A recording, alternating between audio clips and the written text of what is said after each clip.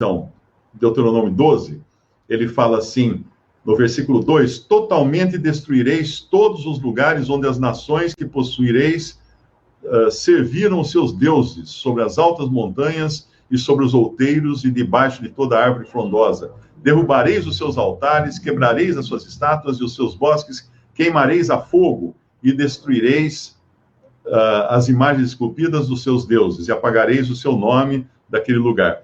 Assim não fareis ao Senhor vosso Deus, mas o lugar que o Senhor vosso Deus escolher de todas as vossas tribos para ali pôr o seu nome, buscareis para a sua habitação e ali vireis, e ali trareis os vossos holocaustos, os vossos sacrifícios e os vossos dízimos e a oferta alçada da vossa mão, e os vossos votos e as vossas ofertas voluntárias e os primogênitos das vossas vacas e das vossas ovelhas, e ali comereis perante o Senhor vosso Deus, e vos alegrareis em tudo o que puserdes a vossa mão, vós e as vossas casas. Não fareis conforme a tudo que hoje fazemos aqui, cada qual tudo o que bem parece aos seus olhos. Percebe? Daí ele vai no versículo mais adiante, e ele vai falar num lugar, no versículo 11, então haverá um lugar que escolherá o Senhor vosso Deus para ali fazer habitar o seu nome. Ali trareis tudo o que vos ordeno, os vossos holocaustos, os vossos sacrifícios, e os vossos dízimos, e a oferta alçada da vossa mão, e etc, etc, etc. E era um lugar. Era um lugar. Deus escolheria um lugar. E tinha que ser naquele lugar que eles teriam que adorar. Eles não podiam falar assim, vamos escolher um outro lugar melhor? Não, porque daí eles iam ficar sozinhos. Eles iam ficar sozinhos. Lembra quando o Senhor Jesus mandou que os seus discípulos fossem celebrar a ceia? Pedro pergunta, Senhor, onde queres que a preparemos? Fossem para preparar a Páscoa, melhor dizendo, né? Senhor, onde queres que a preparemos? Aí o Senhor dá as instruções. Porque naquela noite em Jerusalém, em todas as casas de Jerusalém, eles estavam celebrando a Páscoa dos judeus. Em todas. Porque isso era uma regra. Em todas elas estavam celebrando a Páscoa do Senhor.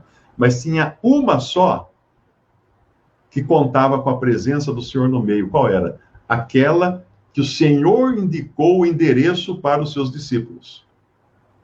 Então a importância dele no meio, do seu nome no meio, não se pode negar. Não se pode negar. E isso é justamente não ser independente. É o contrário. Isso é reconhecer que há um só corpo em que todos são interligados, como é descrito aqui em 1 Coríntios capítulo 12, quando ele fala de que há um só corpo, versículo 14, não é? Versículo 13, porque todos nós fomos batizados em um espírito, formando um corpo, quer judeus, quer gregos, quer servos, quer livres, e todos temos bebido de um espírito. Quando foi esse batismo do espírito?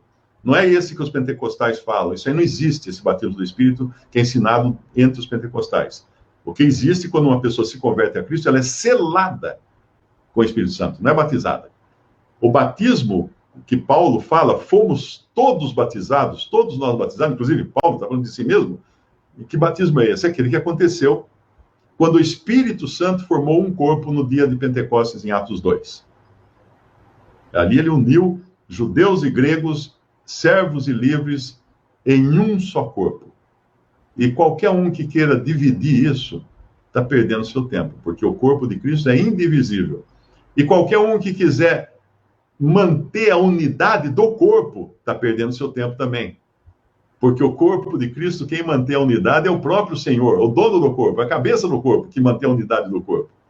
Não somos nós. Então, uma pessoa, o que nós mantemos, o que nós devemos procurar manter, é a unidade do Espírito. Tem um versículo que fala isso, mas não do corpo. O corpo é um, e não tem como quebrar a unidade do corpo. Mas a manifestação desse corpo na Terra, no mundo, essa é rompida sempre que alguém cria alguma partícula ou alguma seita ou alguma agremiação distinta. Para falar assim, não, aqui nós vamos chamar de igreja da videira torta, ou alguma coisa assim. Não sei, estou inventando um nome. Então, isso é o corpo de Cristo. Quem sai desses sistemas humanos para congregar somente no nome do Senhor, não está sendo independente. Está sendo independente dos sistemas humanos, mas está voltando aos princípios bíblicos de que há um só corpo.